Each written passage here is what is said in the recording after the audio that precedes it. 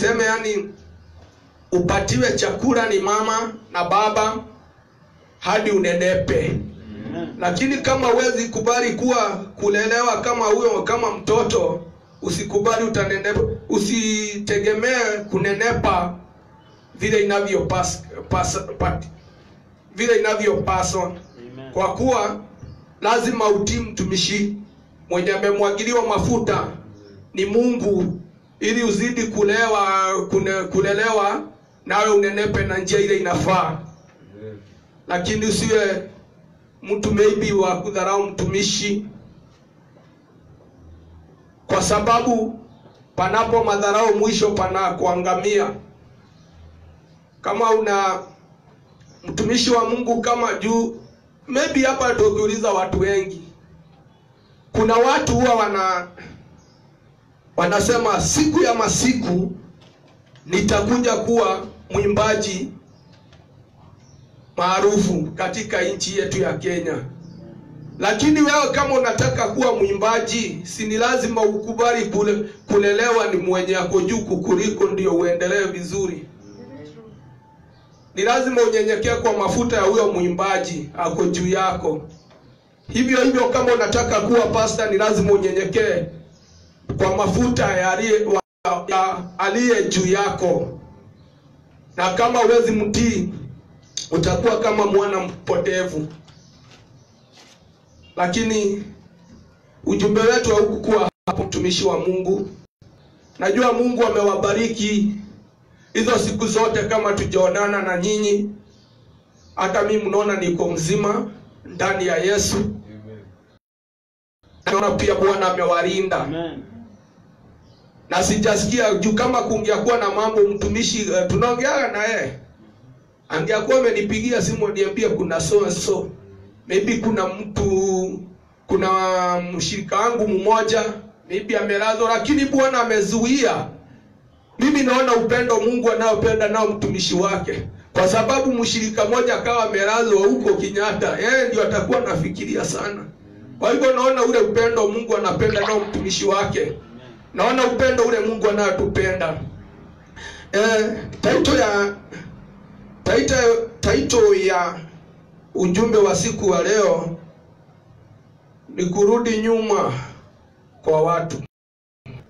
Na iko katika Jeremia 14 verse 7. Lakini kabla tuende hapo, wacha tuanze na 3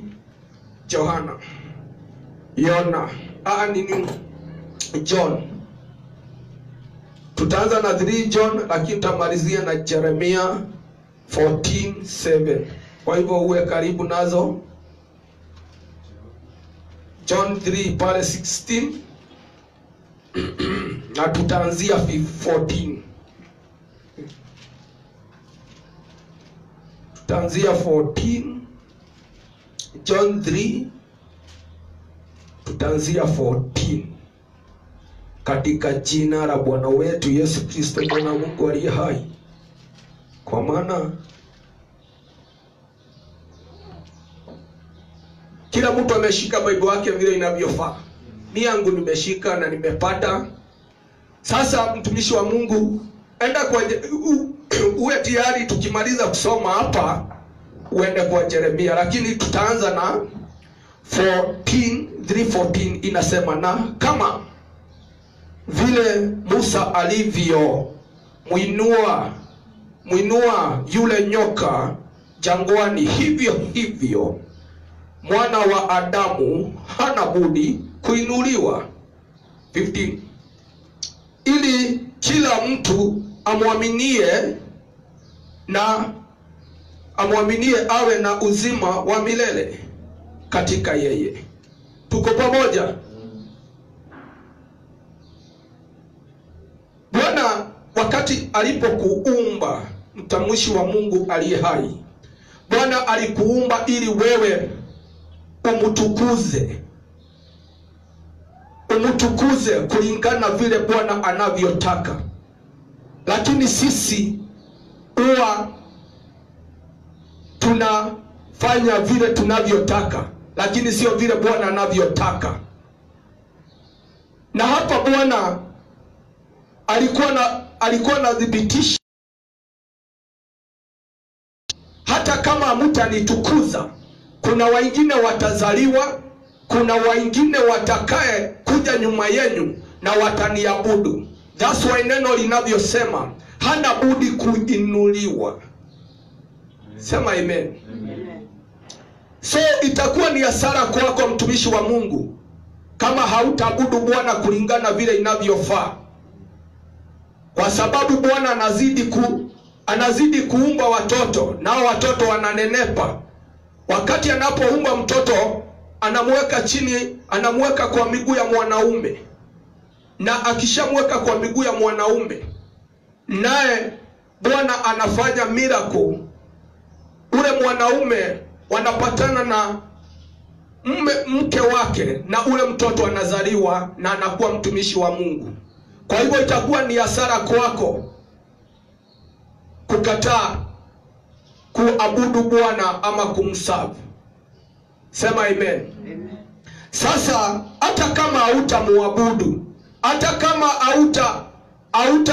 hautaeneza injili yake, shauri sio ya Mungu, shauri ni yako. That's why Bwana anasema hana budi kuinuliwa. Hebu sikia upendo ule Bwana. Wakati Bwana alipotuma Adam na Hawa, kwa sababu ni mwingi wa rehema, Bwana akaumba mwanaume, akisha namba 2 akaumba mwanamke. Lakini mwanamke na mwanaume wote wakawa, wacha niseme, mwanamke akawa wa kuasi mbele, kisha mwanaume akawa wa kuasi namba 2. Na hapo uhusiano na Mungu wa mwanadamu na Mungu ukawa ni kama umeachana kidogo. Lakini Jehova Mungu aliye juu, kwa sababu ni mwingi wa rehema, akaona watu wangu na wapenda, akarudi akatuma Yesu mwana wa Mungu. Ukisoma katika maandiko za kale, katika Agano la Kale linasema, kitambo ukitaka kuenda kutubu dhambi zako, ulikuwa unashika njiwa, ulikuwa unashika sungura, unapeleka kwa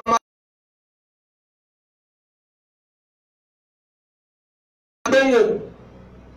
Leo nimeibia mtu, ama leo na kwanza mumekaa hivi na unamwambia pale mumejifungia. Is it true? Unaenda unamwambia nimekosa. Unaenda pale na Kikuyu tunasemanga kwe itorora, na Kiswahili tunasema kujiweka kujimwaga. Sasa huyu unaenda kujimwaga kwake, anakuambia basi enda, umesamehewa. Lakini Bwana Mungu wetu, asanti Jehova, wakati alipoona mwanadamu anateseka sana, akatuma Yesu Kristo. Na ndio hapa tunasoma Yohana 3:16. Inasema ati kwa maana jinsi hii Mungu aliupenda ulimwengu hata akamtoa mwanawe pekee, ili mtu amwaminie asipotee, mbali awe na uzima wa milele. Hebu angalia ile upendo. Lakini sisi hii maandiko tukisoma, mtumishi wa Mungu, tulitupa Sunday school, kusema ukweli. Lakini ni maandiko tunafaa kuishia mpaka kwa kanisa, lakini tulitupa Sunday school. Na Bwana alisema usipungue. Hebu angalia upendo. Ati ni todo.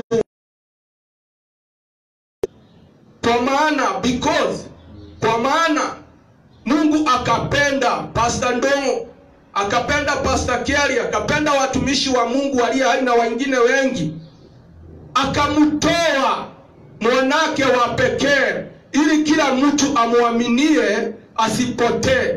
Asipotee ni nini? Asitende dhambi. Asitende dhambi. Kwa sababu ukiendelea inasema maana Mungu hakumtuma maana Mungu hakumtuma mwana ulimwengu ili auhukumu, ili ulimwengu bali ulimwengu uokolewe katika yeye. Just imagine. Wala sijui kama unaweza kubali kumalizwa juu ya Pastor Ndongo. Utaenda mbio sana. Just imagine hata wakati walipokuja kushika Yesu, walianguka kwa sababu walikuwa wanauliza, mnatafuta nani? Tunatafuta Mnazareti. Tena na wauliza mara ya pili, mnatafuta nani? Tunatafuta Mnazareti. Wanaanguka. Bwana Yesu Mungu alikuwa na uwezo wa kufanya ile mshumari isiingie ndani yake. Lakini kwa hiyo upendo, Yohana 3:16 akatimiza.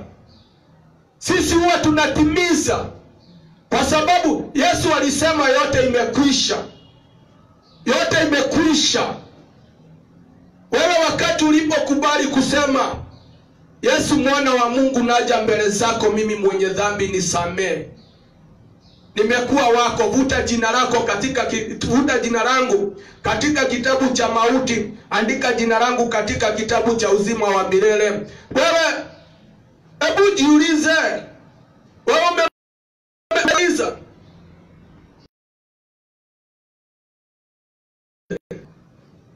Hii safari ndugu yangu ina milima.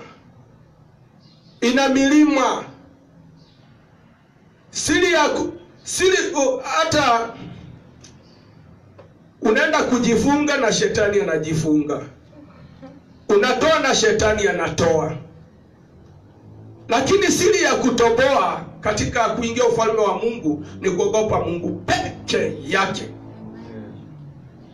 Kwa sababu unatoa na shetani kwanza wanaendanga fasting. Kwanza yetu Bwana Mungu wetu na ahimidiwe, ametupatia uwezo hata unaweza funga ukiwa kazini. Wale hawatokangi bedroom kwa kitanda. Nishashuhudia mtu alikuwa huko akitoa ushuhuda, hawatokangi kwa bedroom na anakuanga na hata kama kuna maisonette, lazima hiyo nyumba yake kuwe na pasia curtain na kitanda yake. Hata kama kuna room yao na mke wake na watoto, kuna kake ka kujifunga, na hata atokangi. Kwa hivyo unajifunga na ibilisi anajifunga, unatoa na ibilisi anatoa. Lakini nataka kukuambia, ukiogopa Mungu peke yake utaweza. Kwa sababu utakuwa unaenda kila mahali unasema, nikifanya hivi hata kama kuna Mungu, mtu ananiona, Mungu ananiona, sitafanya. It is mean unaogopa Mungu. Lazima uogope Mungu ndiye uweze kufika katika ufalme wa mbinguni. Hii safari utatukanwa. Ni kama Pastor Ndongo nitakuwa na hasira. Hata utakuta ninatetemeka kwa sababu mimi ni mwanadamu. Hata pastor huwa wanakosea. Hakuna mtu akosei. Ukisoma katika Warumi inakuambia hivyo, Warumi 3:10. Mtumishi wa Mungu aliye hai. Tunaangalia kuhusu kurudi nyuma kwa mwanadamu. Nataka kukuambia mtumishi wa Mungu, usirudi nyuma. Zidi kutegemea Mungu. Kuna watu wengi sana wako katika manyumbani, hawaendi kanisa. Na ujue pia unaweza kuwa umeokoka, lakini ibilisi anakujanga analeta sauti zake. Wewe ulianguka. Asi. Usikubali. Mimi nataka kuambia kaa ndani ya Yesu. Tumuogope Mungu. Kwa maana yeye ndiye alituumba. Twende 18 hapo tu. Amwaminie yeye hahukumiwi. Asiye amini amekwisha kuhukumiwa kwa sababu hakuliamini jina la mwana pekee wa Mungu. Sikia tu, jina pekee la mwana wa Mungu. Mwana wa Mungu. Lakini sisi tunachezanga na Yesu. Pale ikipita Yesu. Nini ikipita Yesu? Tunafaa tuogope Yesu sana. Ni shujaa. Ni shujaa. Yesu mwana wa Mungu alikukufia. Ni shujaa. Hebu angalia upendo. Wewe ushasikia mtu akiambiwa kwa hizi wacha tuziite dini. Wewe ushasikia katika jina la dini yetu toka uende. Wewe ushasikia. Lakini sisi tunasemanga weapon. Jina la Yesu ni weapon. Katika jina la Yesu tunaamuru utoke huu mwili na uende, na inaenda. Hilo ni jina la kuogopewa. Kwa maana Yesu hayuko kwa msalabani. Yesu alitoka katika msalabani. Yesu ako live. Yesu yuko. Na ako kila mahali ambapo watumishi wake wananena kuhusu jina lake. Wewe umemwamini Yesu? Mungu akutie nguvu ya kuzidisha kumuinua.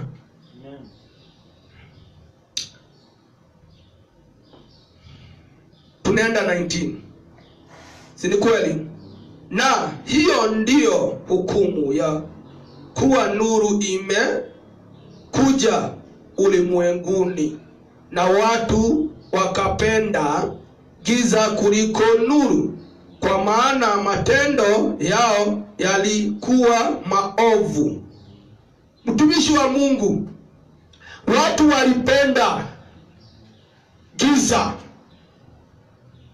Hata unakuta kuna mtu anajua jina la Yesu lina power, na kwa sababu neno la Mungu linasema ni pole pole, yeye achele yangu na kimbiangi. Lakini sasa sababu ya tamaa, wewe unaondoka katika ukuu wa Mungu, unaenda katika ukuu wa giza. Yani kupenda giza kuliko upende Bwana. Hebu angalia nuru. Hebu angalia kwa nuru. Unajua watu hawafuatangi maandiko ya 3:16. Iko na power sana. Nuru. Tukafunguliwa macho. Waona, imagine Yesu, wacha nikupatie mfano. Kitambo watu walikuwa wanavaa kala, wanaenda miguu tupu. Lakini watu wakafunguka macho. Wakona kumbe inafaa kuvaa. Watu wazima kwanza kuna picha kafunguka macho, tunaweza vaa roni. Sasa naye Yesu akakuja na nuru ya kutuonesha chochote tunachotaka atatupatia. Yani akatufungua in spiritual. Tunaona mambo mingi, mambo mazuri ile Yesu anaye tuaidia. Yohana 3:16 inasema asiyemwamini atahukumiwa. It is mean atatupwa katika shimo la moto. Tujiangalia mimi na wewe. Hata mimi Pastor Ndongo acha nijiangalie. Kwa sababu mwishowe kuna judgment. Ita roho yako iulize, wewe roho yangu utaenda wapi? Ukitoka hapa ulimwenguni utaenda wapi? Watu wanakaa mpaka miaka kuanzia siku ya kwanza mpaka miaka 90 na inaisha.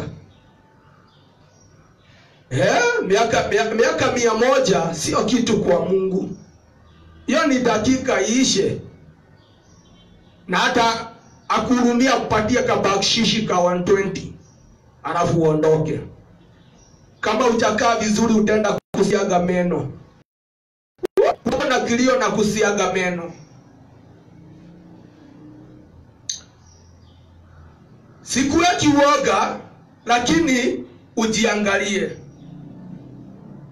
Na ni vizuri heri kukuweka uoga wa kuja mwishoe utaishi vizuri kuliko ni kudanganye.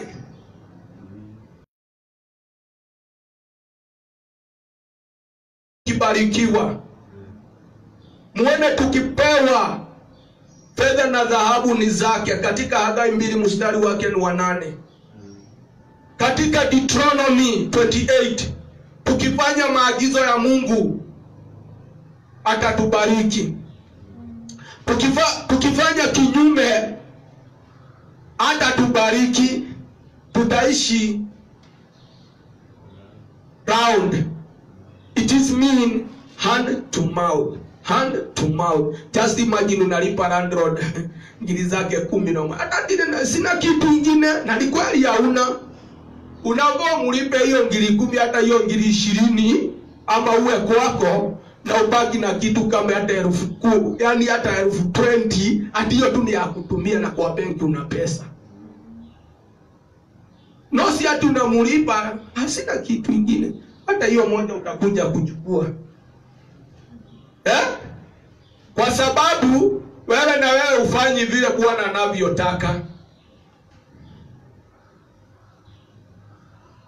Ukitaka mshahara mzuri, fanyia bosi kazi yake vizuri. Uone atakikupatia promotion. Na Jehova ni zaidi ya bosi. Tuko pamoja? Kwa maana Mungu ndio peke yake anaweza tusaidia. Sisi tunajua makanisa zitarudi na watu watarudi hali yao ya kanisa kama hapo awali. Lakini ni nini tutafanya? Ni kumtumainia Mungu na kumuogopa Mungu. Ni nini tutafanya? Tusitende dhambi, tusirudi nyuma. Tumfurahishe. Tuone akiwa juu mbinguni, hata yeye atatufurahisha.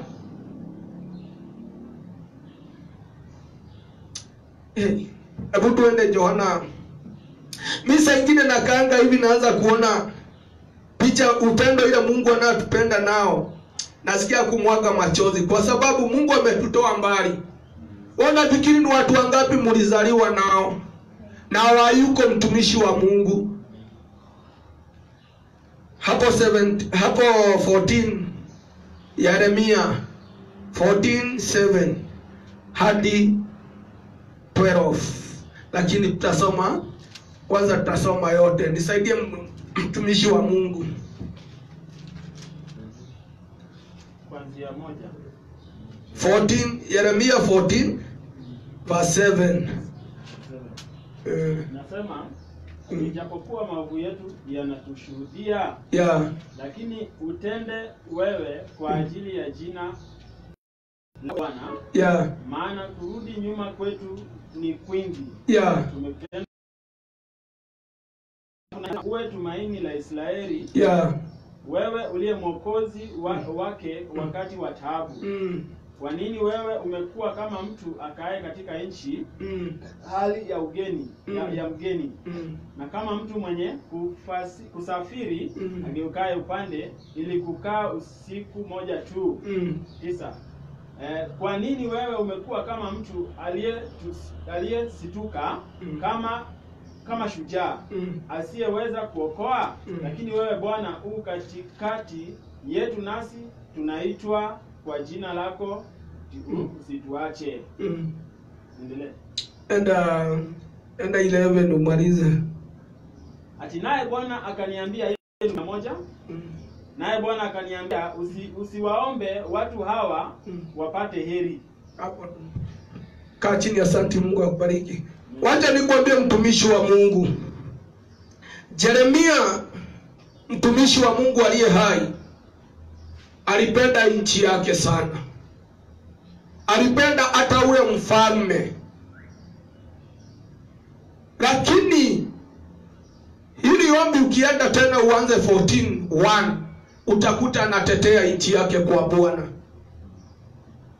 Anaambia Bwana, tumekuwa chukizo mbele za uso wako.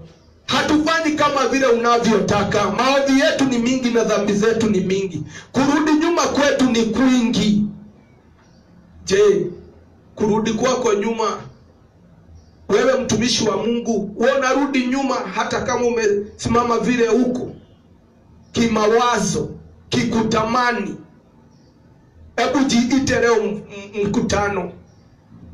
Hebu jiulize ndani ya roho yako, ni wapi umerudia nyuma? Na yale yoyote huo unarudi nyuma kimawazo, kuanzia leo ambia Bwana aivute na uone Bwana atakubariki.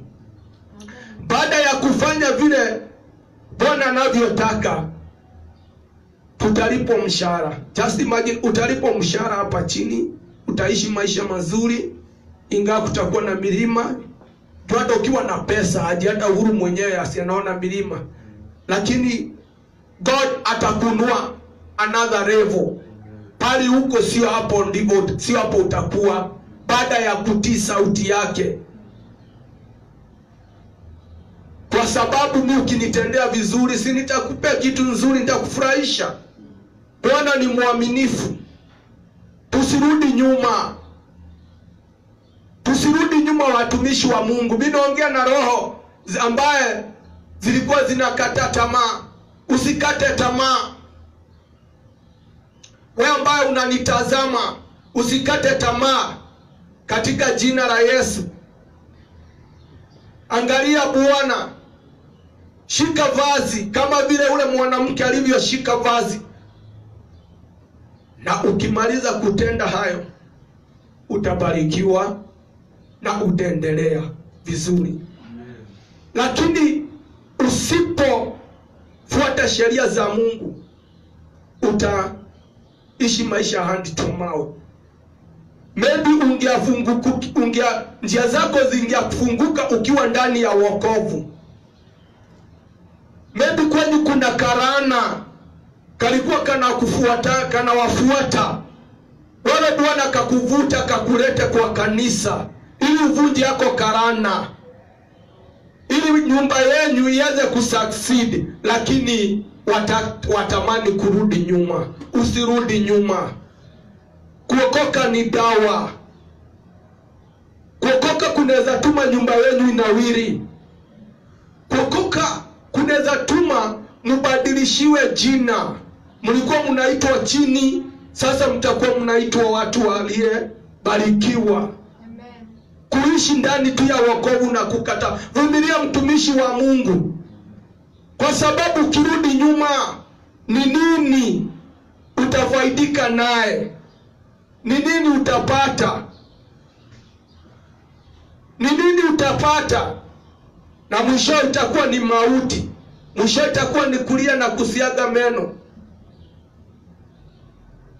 Ishi katika nyumba na utaona mafanikio. Amen. Utabarikiwa. Amen. Ukifuata Deuteronomy.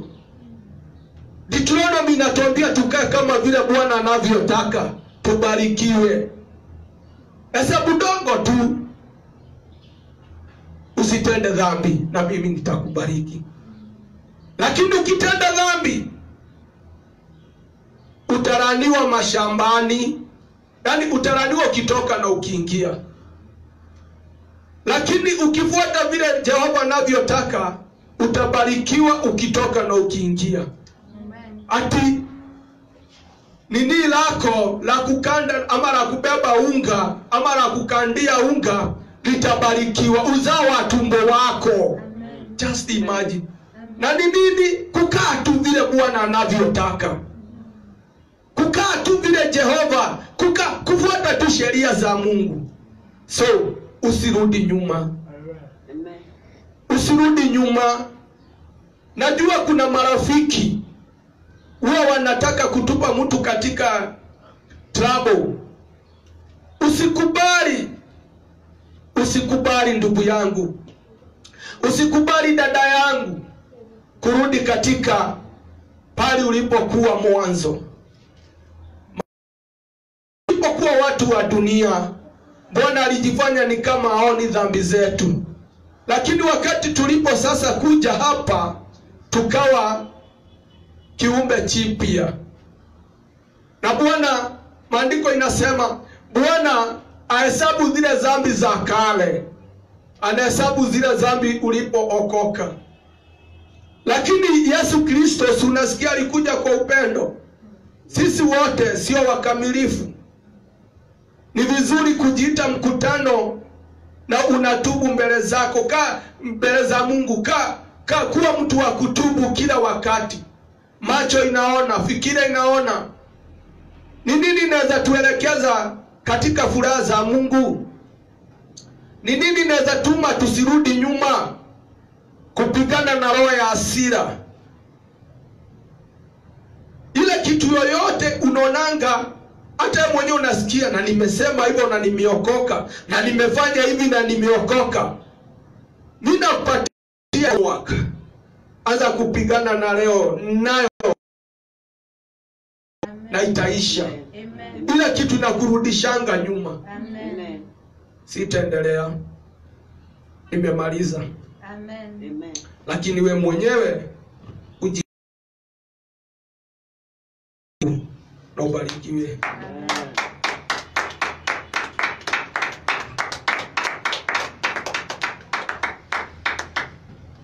Hallelujah. Amen. Bwana asifiwe. Amen.